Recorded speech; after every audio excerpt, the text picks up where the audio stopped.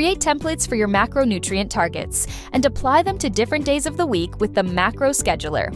From the More tab, tap Targets, then Macro Scheduler. From here, you can enable or disable the scheduler and create custom templates. Tap Add New to create a new template. Customize your settings and save.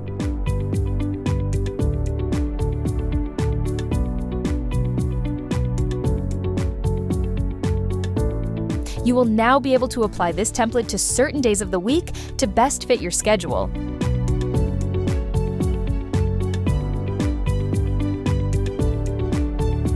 You can also quickly adjust your macro scheduler from your diary by tapping on the Target Summary header.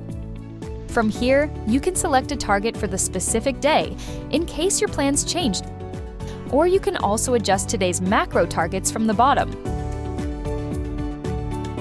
The experience is similar on the desktop app.